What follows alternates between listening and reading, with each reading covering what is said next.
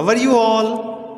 आज हम देखने वाले हैं क्लास 2 के इंग्लिश के मैरीगोल्ड बुक में से यूनिट नंबर 8 का चैप्टर द मुंबई म्यूजिशियंस। चलिए फिर शुरू करते हैं, लेकिन शुरू करने से पहले अगर आप इस चैनल पर नए हैं तो चैनल को सब्सक्राइब करें और बेल आइकन को दबाना ना भूलें ताकि आपको ऐसे ही वीडियोस का नोटिफिकेशंस मिलता रहे। ओके, स्टार्ट करते हैं रीडिंग से। Once upon a time there lived a donkey named Gopu. एक समय की बात है, गोपू नाम का एक डोंकी था। बच्चों, डोंकी का मतलब होता है गधा। डोंकी किसे कहते हैं? गधे को डोंकी कहा जाता है। He had worked for many years in the house of a farmer। और वो जो गोपू था वो एक फार्मर के घर में, फार्मर का मतलब होता है किसान, वो एक किसान के घर में कई सालों से काम करता था। He had carried many heavy sacks of corn and sugar cane। उसने क्या किया था? वो कैरी करता था। क्या कैरी करता था? हेवी सैक्स, बड़ी बड़ी भारी भारी जो बोरियां होती थी। किससे भरी हुई थी वो? कॉर्न और शुगर केन। कॉर्न का मतलब होता है मक्का, मकई, और शुगर केन कहते हैं गन्ने को। उसकी जो बोरियां थी, जो कट्टे थे, वो कैरी कर लेके जाता था। कहाँ पर? फार्म से फैक्ट्री में। फार्म मतलब खेत, और फैक्ट्री का मतलब होता है कारखाना या फैक्ट्री बोल सकते हैं। तो खेत से वो फैक्ट्री में सामान लेकर जाता था, कॉर्न की बोरियां, शुगर केन की बोरियां।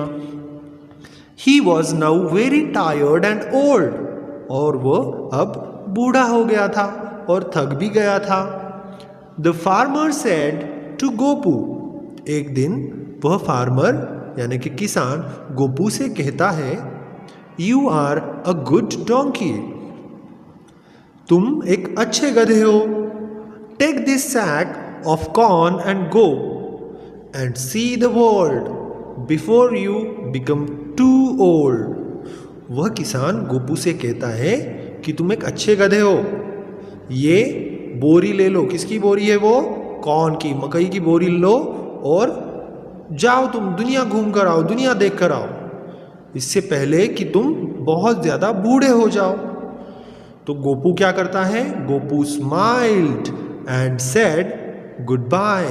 गोपू स्माइल करता है, हंसता है, और वह अपने मालिक को अलविदा करता है। He set off towards the city of Mumbai. और वह निकल पड़ता है मुंबई शहर को जाने के लिए।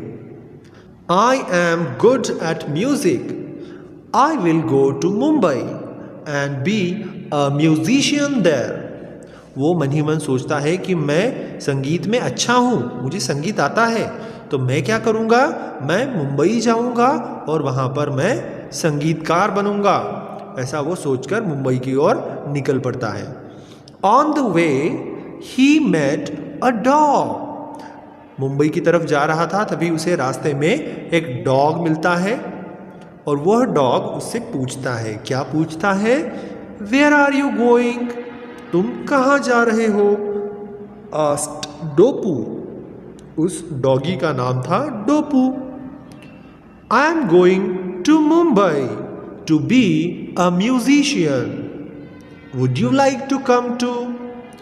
तो गोपू से कहता है कि मैं मुंबई जा रहा हूँ संगीतकार बनने के लिए, क्या तुम भी आना चाहते हो मेरे साथ? ऐसा गोपू पूछता है डोपू को।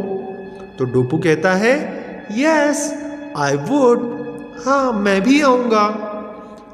Of went the two friends. और वह दोनों दोस्त निकल पड़ते हैं on the dusty road to Mumbai. और जो रास्ता था मुंबई की तरफ जाने वाला, वो बहुत ही डस्टी था। बच्चों, डस्टी का मीनिंग होता है धूल से भरा हुआ। उस रास्ते पर बहुत सारी धूल थी, और उसी रास्ते पर दोनों दोस्त चलने लगते हैं। They saw a ball of fur in the middle of the road. और तभी उन्हें रास्ते में एक फर का बॉल दिखाई देता है। जो फर जो होता है आपने देखा होगा एनिमल्स जो होते हैं जैसे कैट है या रैट है, छोटे छोटे बाल होते हैं उनके ऊपर, तो उसे फर कहा जाता है। तो ऐसा ही एक बॉल उन्हें दिखाई देता है जो रास्ते के बीचों बीच था, in the middle of the road. Who are you? They asked. वो पूछते हैं कि तुम कौन हो? I am Furry the cat. तो वो एक कैट थी, वो कहती है कि मेरा नाम फरी है, मैं एक बिल्ली हूँ। Would you like to come with us to become a musician? Asked Gopu and Dopu together. तो वह दोनों गोपू और डोपू उस कैट को पूछते हैं कि क्या तुम भी आना चाहती हो हमारे साथ संगीतकार बनने के लिए? Oh I would love to come along, replied the furry. तो फरी भी कहती है कि हाँ मुझे भी आने के लिए बहुत अच्छा लगेगा। सो of went the three together. और फिर तीनों मिलकर चलने लगते हैं मुंबई जाने के लिए। ओके, मुंबई म्यूजिशियंस बनने के लिए वो तीनों मिलकर आगे बढ़ने लगते हैं उस रास्ते पर। Soon they met cuckoo the cock. और जल्दी ही वो कुकू नाम के कॉक को मिलते हैं। कॉक क्या होता है? कॉक मतलब मुर्गा। Okay, so I love music and wish to join your band. तो वो कुकू कहता है आई लव म्यूजिक, मुझे संगीत बहुत पसंद है, and I wish to join your band, और मैं आपके बैंड को ज्वाइन करना चाहता हूँ। बच्चों बैंड जो होता है, कुछ लोग मिलकर जब संगीत बजाते हैं तो उन लोगों को बैंड कहा जाता है। संगीत बजाते हैं या गाना गाते हैं तो उनको बैंड कहते हैं। They all reached a house with a light. और वो ऐसे घर में पहुंचे जहां पर घर के अंदर रोशनी थी। दे वर टायर्ड एंड हंग्री। और वह बहुत थक गए थे और उन्हें भूख भी लगी थी। दे पिप्ड इन थ्रू द विंडो। पिप का मतलब होता है झांक कर देखना। उन्होंने क्या किया? खिड़की में से उस घर के अंदर झांक कर देखा। They saw a table with delicious food. उस घर के अंदर एक टेबल था और उस टेबल के ऊपर बहुत ही स्वादिष्ट खाना रखा हुआ था। They decided to sing to let the people inside know that they were musicians. तो उन्होंने क्या किया?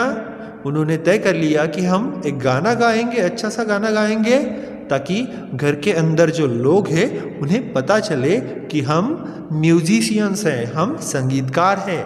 ऐसा उन्हें बताने के लिए वो गाना गाने के लिए शुरू कर दिया उन्होंने गाना गाना। तो वो गाना गा रहे थे घर के बाहर और घर के अंदर कई सारे लोग थे। जैसे ही उन्होंने गाना शुरू किया, they sang, the people inside thought that ghosts had come to scare them. घर के अंदर जो लोग थे उन्हें तो ऐसा लगा कि भूत आए हैं उन्हें डराने के लिए। स्केयर का मतलब होता है डराना और घोस्ट कहते हैं भूत को। They ran away as fast as they could. और वो उस घर से इतना जल्दी से भाग गए कि जितना जल्दी वो भाग सकते थे उतनी जल्दी से वो वहां से भाग गए। गोपू, डोपू एंड फरी went into the house.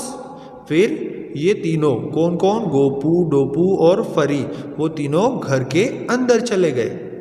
And ate the food till they could eat no more. और उन तीनों ने मिलकर इतना खाना खाया कि उससे ज़्यादा वो अब खा ही नहीं सकते थे। पूरा पेट भर के खाना खा लिया। अब पेट में उनके जगह ही नहीं थी खाने के लिए, इतना खाना उन्होंने खा लिया। तो बच्चों ये जो कहानी है ये ली गई है adopted from the Bremen town musicians. Okay, ये ब्रेमन टाउन म्यूजिशियंस जिसे लिखा है ग्रीम ने।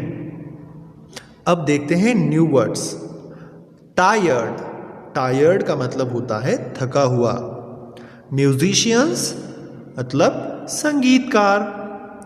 पिप्ड झांक कर देखना, डिलीशियस स्वादिष्ट, घोस्ट्स घोस्ट कहते हैं भूत को, स्केयर स्केयर का मतलब होता है डराना। ओके